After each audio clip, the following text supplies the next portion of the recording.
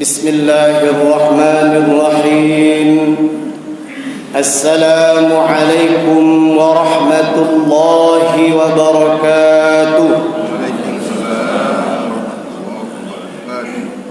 الحمد لله صلاة وسلاما على رسول الله وعلى آله وصحبه ومن والاه أعوذ بالله السميع العليم من الشيطان الرجيم ليسوا سواء من أهل الكتاب أمة قائمة يتلون آيات الله آناء الليل وهم يسجدون يؤمنون بالله واليوم الآخر ويأمرون بالمعروف وينهون عن المنكر ويسارعون في الخيرات وأولئك من الصالحين وقال النبي صلى الله عليه وسلم pada Imam Syi, pada pagi Syi, Tuhalapan seluruh BKN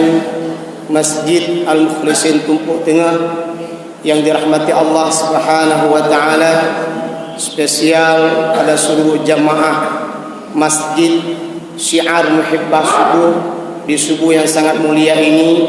Semoga Allah senantiasa memberikan kepada kita nikmat iman, nikmat ukhuwah, dan insya-Allah dengan izin Allah, dengan ridhanya, dengan ilmu yang benar, dengan amal yang benar, semoga kelak Allah kumpulkan kita di dalam surganya insya-Allah. Hadirin yang dirahmati Allah Subhanahu wa taala, berdasarkan surah Ali Imran ayat 113 dan 114 yang barusan kita bacakan tadi, di sana Allah Subhanahu wa taala menyebutkan 8 ciri orang soleh. 8 ciri orang soleh.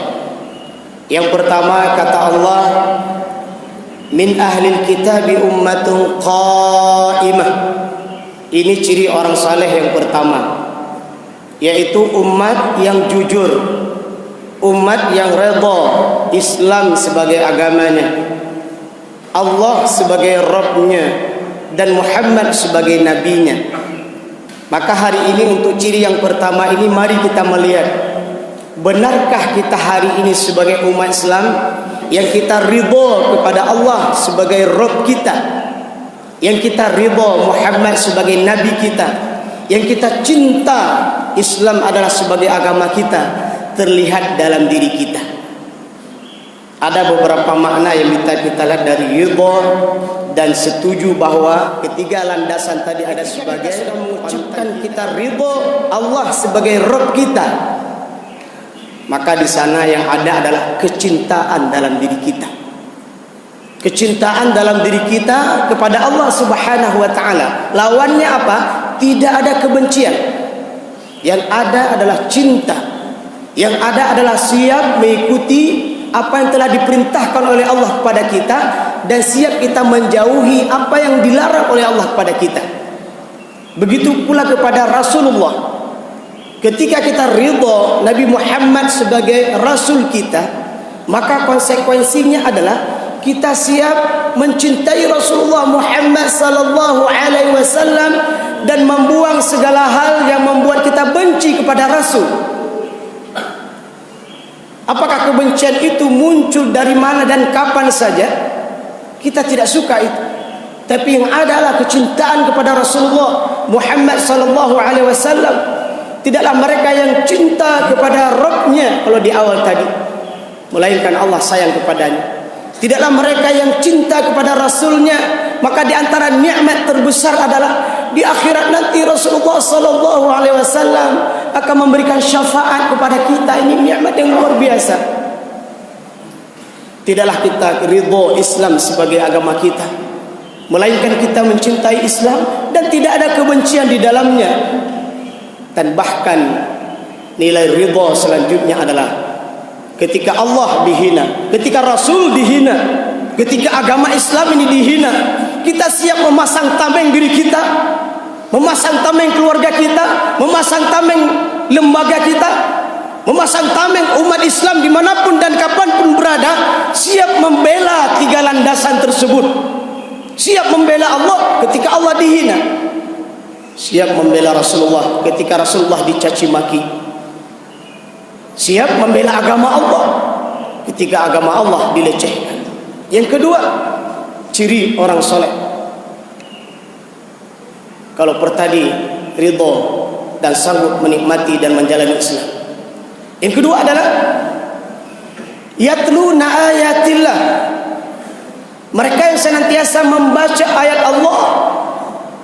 Kalau kita ingin bertanya pada diri kita, apakah saya memiliki ciri-ciri orang soleh? Maka yang kedua ini adalah senantiasa akrab dengan Al-Quran. Masya Allah. Hari ini bukti kecintaan umat Islam kepada Al-Quran. Telah hadirnya lembaga-lembaga Al-Quran. Mulai dari lorong sampai kepada tingkat tertinggi adanya kumpulan qari-qari'ah, hafidh-hafidhah, ibqa', dan munculnya qari-qari internasional dari Indonesia. Ustaz Darwin Hasibuan, banyak juga qari-qari ada di Aceh ini, Ustaz Hamli Zamni.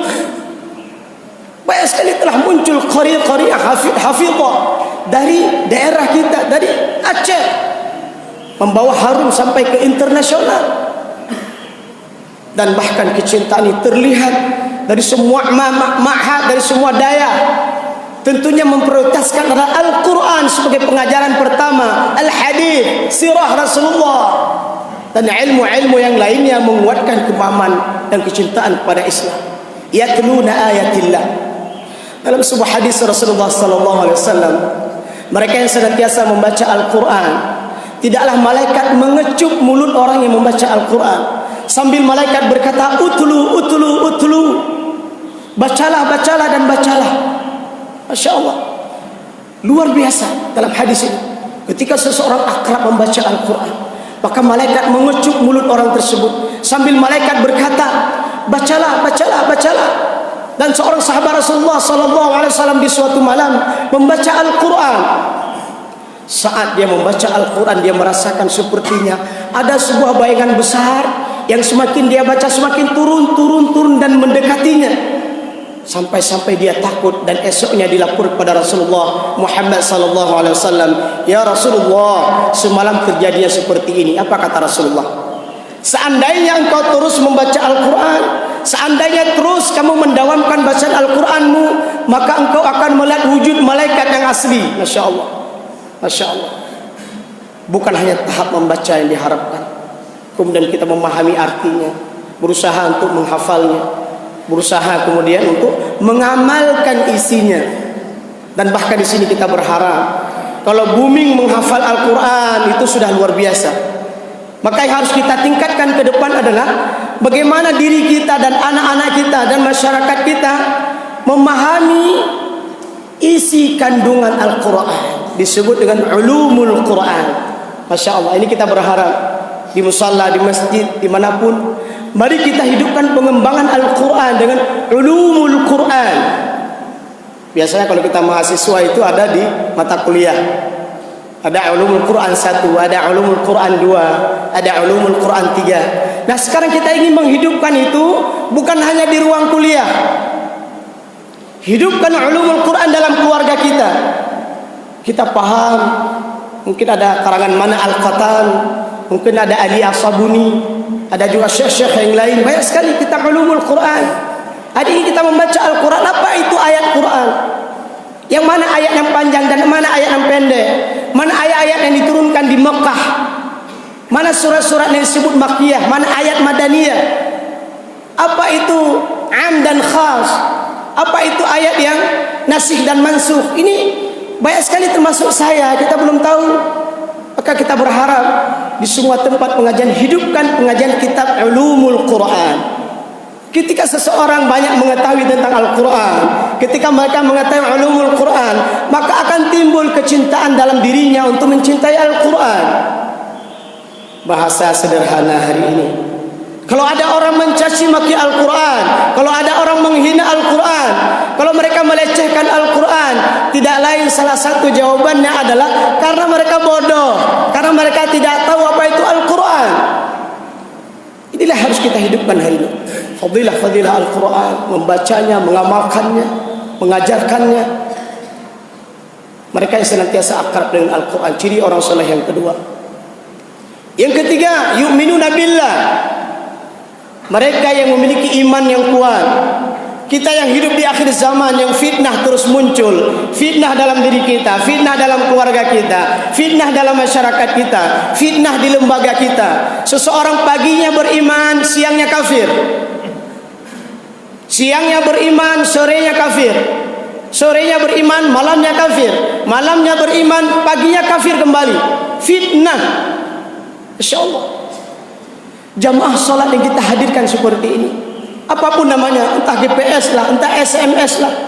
Bahkan hari ini setiap masjid mengkhususkan menghidupkan semua waktu, bukan hanya 1-2 hari. Bahkan kalau tidak salah saya, target daripada program SMS dan GPS bukan hanya menghidupkan salat 1 waktu, bukan. Semua waktu, 5 waktu salat kita hidupkan. Insya Allah dengan amal-amal soleh kita, dengan kebaikan-kebaikan kita, al-imanu yazidu wa yanqus, kata Rasulullah. Iman itu bertambah dan berkurang. Bagaimana bertambahnya iman?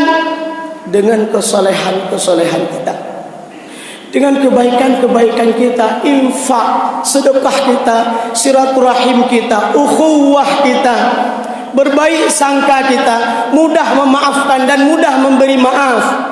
Bentuk-bentuk amal soleh seperti itu yazidu, akan bertambah iman kita. Ketika seseorang bertambah iman, apa kenikmatannya?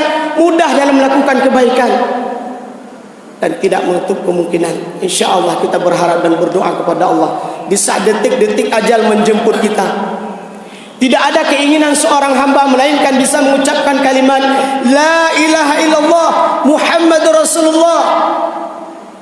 Tidaklah orang mengucapkan kalimat itu di akhir hidupnya, melainkan Allah memberikan surga kepadanya. Pertanyaan, adakah kemungkinan kita bisa mengucapkan kalimat itu? Insya Allah ada, bila kita mampu dan mau menjaga iman kita, menjaga, memelihara, memupuk dan merawat iman kita dengan amal soleh kita. Insya Allah kita mampu mengucapkan kalimat itu. Maka na'udzubillahi min dzalik, mereka-mereka yang menghina Islam, mereka-mereka yang akan menghancurkan Islam, mereka yang benci dengan kalimat La ilaha illallah Muhammadur Rasulullah, jangan pernah bermimpi bisa mengucapkan kalimat itu di akhir hidupnya. Kalau selama hidupnya mereka benci dengan kalimat itu. Saya ulang kalimatnya. Kalau ada hari ini orang yang benci dengan kalimat La ilaha illallah Muhammadur Rasulullah, mereka benci dan alergi dengan kalimat itu, apapun kondisi dan keadaan pangkat dan jabatan mereka, bisa jadi mereka menjadi pendukung orang-orang yang membenci kalimat itu. Kalau kalimat tauhid syahadataini ini mereka benci selama hidupnya, jangan pernah bermimpi di akhir hidupnya bisa mengucapkan kalimat ini. Maka jemaah rahimahullah, tanamkan kecintaan dalam diri kita, dalam hati kita, dalam keluarga kita. Kalimat ini, kalimat La ilaha illallah Muhammadur Rasulullah, tanamkan dalam keluarga kita. Itu ciri yang ketiga. Yang keempat, wal yaumil akhir, mencintai hari akhirat. Kita hidup di dunia ini, jasad kita boleh di dunia ini, tapi milikilah visi dan misi kita jauh ke akhirat. Ketika kita beramal seperti ini, tanyakan pada diri kita, apakah amal ini akan bermanfaat setelah nanti saya ke akhirat? Kita memakan makanan ini, tanyakan dalam diri kita, apakah makanan yang saya makan ini bermanfaat ke akhirat saya? Ketika saya meminum minuman ini, tanyakan pada diri kita, apakah minuman yang saya minum itu bermanfaat untuk akhirat saya? Ketika akhirat, ketika keluarga yang kita miliki hari ini, tanyakan pada diri kita, apakah keluarga yang saya miliki bermanfaat untuk akhirat saya? Ketika kita punya pangkat dan jabatan yang kita miliki hari ini, tanyakan pada diri kita, apakah pangkat dan jabatan ini bermanfaat untuk akhirat saya? Tanyakan itu semua. Kenapa kita bertanya seperti itu? Karena orang yang paling bahagia adalah, orang yang paling bijaksana adalah jasadnya di dunia, tapi pandangannya tembus ke akhirat. Sebuah kalimat singkat. Bekerjalah di dunia, berusahalah di dunia, dan istirahatlah di surga Allah Subhanahu wa taala. Masya Allah. Begitulah Rasulullah dan para sahabat membimbing sahabatnya. Mereka mencintai akhirat. Jadi jasad mereka di dunia, tapi pemahaman mereka ke akhirat. Seorang sahabat ketika di pagi hari, di saat Rasulullah memanggilnya untuk berjihad, mereka mengeluarkan pedangnya dan ditanya oleh keluarganya, mau kemana anda? Mereka menjawab, mau ke surga Allah. Maka hari ini Bapak Ibu, besok setiap mau berangkat ke tempat kebaikan, ketika ditanya oleh keluarga mau kemana, jawab dengan sederhana, saya mau ke surga Allah. Kenapa? Karena kita melakukan kebaikan. Wal yaumil akhir. Rasakan bahwa akhirat itu ada di depan kita. Rasakan bahwa surga itu ada di depan kita, sehingga kita bersemangat melakukan kebaikan. Dan rasakan di depan kita itu ada neraka, sehingga kita takut dengan maksiat, takut dengan kezaliman, takut dengan kejahatan. Rasakan itu. Wal yaumil akhir. Wa ya'muruna bil ma'ruf. Ciri orang saleh yang selanjutnya, mereka suka mengajak kepada kebaikan dimanapun mereka berada, hatta dengan anaknya sendiri. Contoh, Bapak Ibu, kadang-kadang anak kita mau buang air kecil, sering kita lihat pemandangan di depan umum. Begitu anaknya ingin buang air kecil, langsung dibuka celananya, langsung, maaf, ini kurang sopan. Tidakkah kita orang tua, tidakkah masyarakat yang melihat ada tempat ini sebuah ya'muruna bil ma'ruf? Itu contoh sederhana. Tidak sedikit orang kita melihat masuk ke WC, masuk ke kamar kecil, buang air kecil, maaf cakap, laki-laki misalnya, celananya tidak diangkat, hanya gebal dulu. Dia langsung buang air kecil dengan celana ke bawah, maka seluruh percikan air kencingnya itu memercik ke telinganya. Enggak sah salat. Ini contoh sederhana. Atau kita tengok saudara kita berwudu, tapi wudunya enggak sempurna. Apa salahnya kita ingat ya'muruna bil ma'ruf? Walaupun hanya seseorang memakan makanan dan minuman, ngambil dengan tangan kiri, makan dengan tangan kiri, kita stop. Sebentar Pak. Rasul bersabda, makanan dan minuman yang dimakan dengan tangan kiri itu sudah dikencingi oleh siapa? Kita dakwahkan. Dimanapun kita berada, dakwahkan. Ya'muruna bil ma'ruf. Sayyid Qutb dalam tafsirnya fi Zalilil Quran menyebutkan kalimat-kalimat dakwah, wa man ahsanu qawlan mimman da'a ila Allah. Kalimat-kalimat mulia yang kita ucapkan ketika Allah menaikkan amal kita ke langit, itu posisinya di deretan pertama. Masya Allah.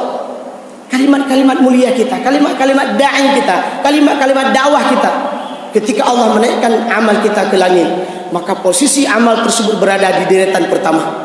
Ya'muruna bil ma'ruf. Selanjutnya, wa yanhauna 'anil munkar. Masya Allah. Mengajak kebaikan, kemudian mencegah seseorang melakukan kejahatan. Kejahatan sekecil apapun cegah dengan 3 gaya. Wa tawassaw bil haq, sampaikan kebenaran. Wa tawassaw bis sabr, sampaikan dengan penuh kesabaran. Wa tawassaw bil marhamah, sampaikan dengan lemah lembut dan kasih sayang.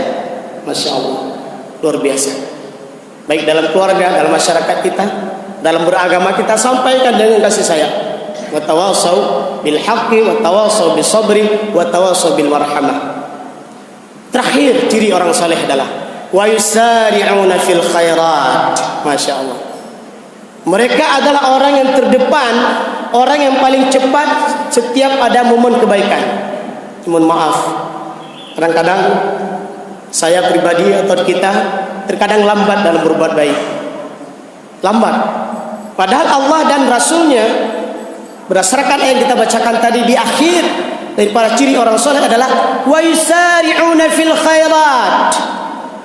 Begitu lewat challenge sedekah, kita orang yang pertama memasukkan. Ketika ada orang minta bantu, kita orang yang pertama datang membantunya. Ketika ada orang resah dan gelisah, kita orang pertama datang membantunya. Ketika ada orang dapat pangkat dan jabatan, kita orang pertama yang mengucapkan selamat pada mereka. Intinya, wa yusari'una fil khairat, setiap ada momen kebaikan, dia adalah orang terdepan dan tercepat. Di ujung ayat Allah menyebutkan wa ulaika minas salihin. Mereka itulah orang-orang saleh. Semoga ada manfaatnya. Alhamdulillahirabbil alamin. Subhanakallahumma wa bihamdik asyhadu an la ilaha illa anta astaghfiruka wa atubu ilaika. Assalamualaikum warahmatullahi